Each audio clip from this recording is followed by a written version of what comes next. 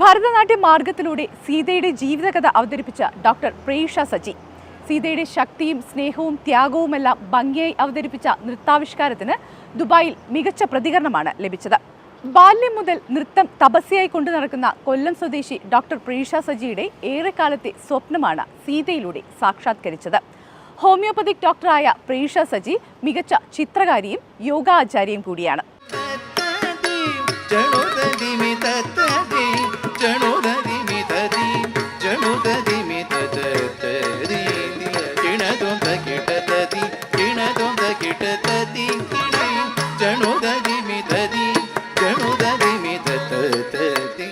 ഈ സീതയെക്കുറിച്ച് പറയാമോ?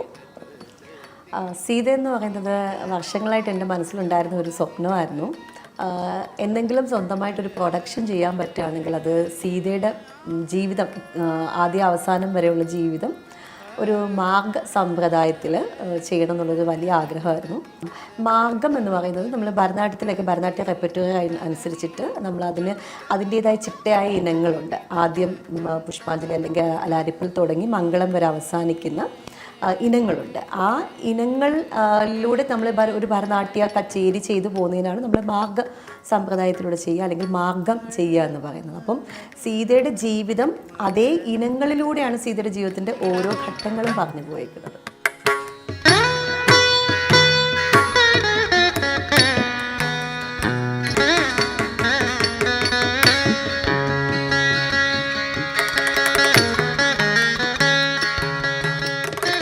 ചെറിയ പെൺകുട്ടിയായ സീതയിൽ തുടങ്ങി സീത ശ്രീരാമനെ കണ്ടുമുട്ടി ആ ഒരു ആദ്യ ദർശനത്തിൽ സീതയിൽ ആ ഒരു അനുരാഗം, അതുവരെയുള്ള രംഗങ്ങളാണ് ശരിക്കും പുഷ്പാഞ്ജലിയിൽ ഉൾപ്പെടുത്തിയത്.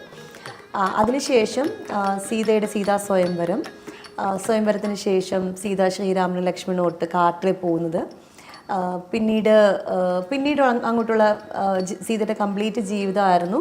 സീതയെ രാവണൻ തട്ടിക്കൊണ്ടുപോയ ശേഷം തിരിച്ചു വരുന്ന സീതയുടെ അഗ്നിപരീക്ഷയിലൂടെ കടന്നു പോകേണ്ടി വരുന്നത്.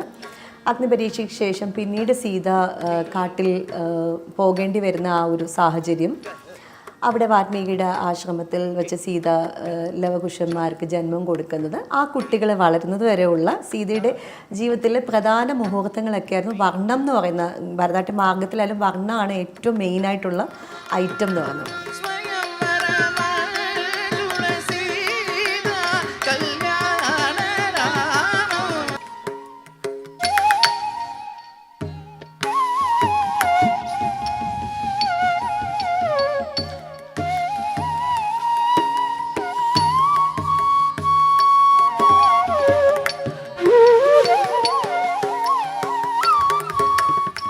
പദം ശ്രീരാമൻ പിന്നീട് കാട്ടിൽ വെച്ച് തന്നെ സീതയെ കണ്ടുമുട്ടുകയും സീതയെ തിരിച്ച് സ്വന്തം ജീവിതത്തിലേക്ക് ക്ഷണിക്കുകയും ചെയ്യുമ്പോൾ സീത പറയുന്നതാണ്, ഞാൻ തിരിച്ച് നമ്മുടെ മക്കളെ ഞാൻ വളർത്തി വലുതാക്കി, അവർ നല്ല വീരന്മാരായി ശക്തിമാന്മാരായി സൽസ്വഭാവികളായി വളർന്നു.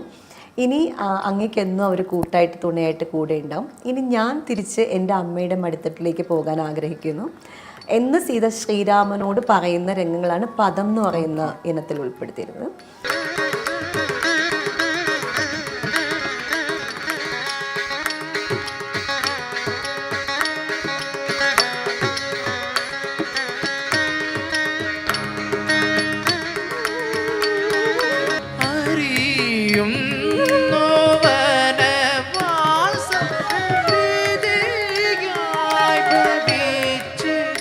വിധിയായി ജനിച്ചിതും അറിയുന്നു നാദ.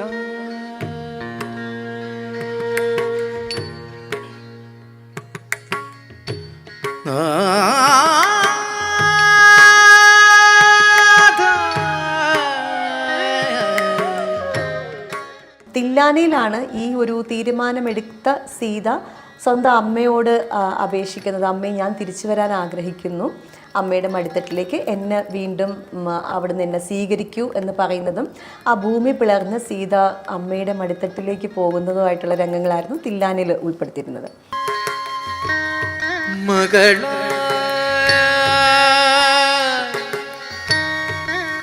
വീണ്ടും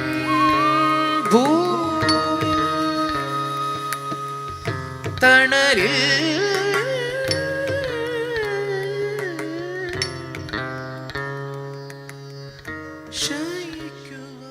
മംഗളത്തിലാണ് ആ ഒരു ഭൂമിയിൽ നിന്നും തിരിച്ചു പോകപ്പെട്ട സീതയുടെ ആ ഒരു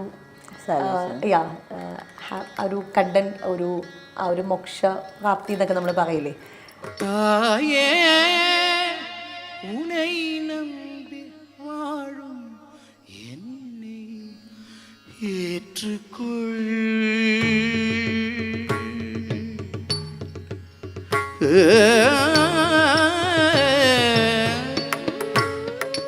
ഇത് എങ്ങനെയാണ് ചിട്ടപ്പെടുത്തിയതൊക്കെ ആരാണ്, എങ്ങനെയാണ്? ഒന്ന് എൻ്റെ ഗുരുവായ ശ്രീ പ്രേംമേനോൻ, പിന്നെ എൻ്റെ മ്യൂസീഷ്യൻ ശ്രീ ബിജേഷ് കൃഷ്ണ, മഞ്ജു ബി എന്നായിരുന്നു നല്ലൊരു നർത്തകി എഴുത്തുകാരിയും കൂടിയാണ്. മഞ്ജുവിനോട് പറഞ്ഞ് മഞ്ജു ആണ് എൻ്റെ ലിറിക്സ് ഒക്കെ എഴുതി തന്നത്. അതിന് ഭയങ്കര ബ്യൂട്ടിഫുള്ളായിട്ട് സംഗീതം ചെയ്തു തന്നത് ബിജീഷ് മാഷാണ്. പിന്നെ ഇതിനുള്ള നൃത്ത സംവിധാനം അല്ലെങ്കിൽ ചുവടുകളൊക്കെ കൊറിയോഗ്രാഫി ചെയ്തേക്കുന്നത് ശ്രീ പ്രേംമേനോനാണ്. ഇപ്പം പ്രൊഫഷണലി തന്നെയാണെങ്കിലും ഒരു മേഖലയിലല്ല, ഒരുപാട് മേഖലകളിൽ സജീവമാണ്. ഡോക്ടറാണ്, അതുപോലെ തന്നെ നർത്തകിയാണ്, എഴുത്തുണ്ട്, ചിത്രം വരെയുണ്ട്, യോഗയുണ്ട്. ഇതെല്ലാം കൂടി എങ്ങനെയാണ് മാനേജ് ചെയ്യുന്നത്? കൃത്യമായ ടൈം ടേബിൾ ഉണ്ട് എൻ്റെ ഓരോ ദിവസവും എങ്ങനെ ആയിരിക്കും എന്നുള്ളത്. പിന്നെ ഇങ്ങനെയൊക്കെയുള്ള പ്രോഗ്രാംസ് ഒക്കെ വരുമ്പോൾ ശരിക്കും അതിനൊരു നല്ലൊരു പ്ലാനിങ് ഞാൻ ഉണ്ടാക്കും. നൃത്തം പഠിച്ചത് എൻ്റെ വീടിനടുത്ത് തന്നെയുള്ള നടനഭൂഷണം മണി എന്ന് പറഞ്ഞ ടീച്ചറുടെ അടുത്താണ്. ഞാൻ ഒരു 3.5 വയസ്സിൽ ചേർന്നു എന്നാണ് അമ്മയൊക്കെ പറയുന്നത്. ടീച്ചറുടെ അടുത്ത് ഞാനൊരു 7th ഗ്രേഡ് വരെ പഠിച്ചു. പിന്നെ കൂടുതൽ നമ്മൾ കോമ്പറ്റീഷൻസൊക്കെ ലക്ഷ്യമാക്കി പോയപ്പം കൊല്ലത്ത് തന്നെയുള്ള ശ്രീസായി ഡാൻസ് അക്കാഡമിയിൽ കലാമണ്ഡലം വിജയകുമാരി ആൻഡ് അശോക് മാസ്റ്റർ അവരുടെ കീഴിലായിരുന്നു പിന്നെ ഉള്ളൊരു 7 കൊല്ലത്തോളം പഠിച്ചത്. എനിക്ക് 2 കുട്ടികളാണ്. മൂത്തത് മോള്, ഇളയത് മോന്. മോള് ഇപ്പം BArcന് 3rd ഇയർ കംപ്ലീറ്റ് ചെയ്തു, ഇനി 4th ഇയറിലേക്ക് കയറുകയാണ്. മോന് ഇവിടെ ജെയിൽ ഇപ്പം JEE എൻട്രൻസിൽ ഓവർസീസ് ടോപ്പറായിരുന്നു മോൻ. ഇപ്പം IIT മദ്രാസിൽ കമ്പ്യൂട്ടർ സയൻസിന് അഡ്മിഷൻ ആയിട്ടുണ്ട്. ഹസ്ബൻഡ് സിവിൽ എഞ്ചിനീയറാണ്. സുഭദ്ര സമയം ഇതു ഇഹലോകവാസം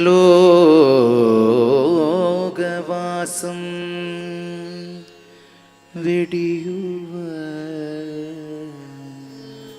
പൃഥ്വിയും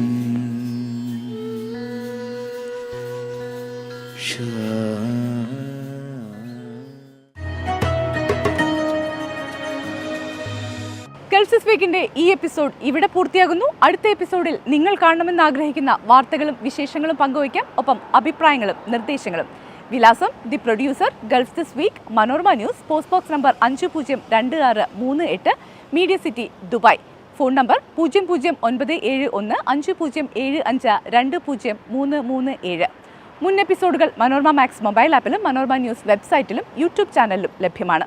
അടുത്തയാഴ്ച വീണ്ടും കാണും വരെ എല്ലാവർക്കും നന്ദി, നമസ്കാരം.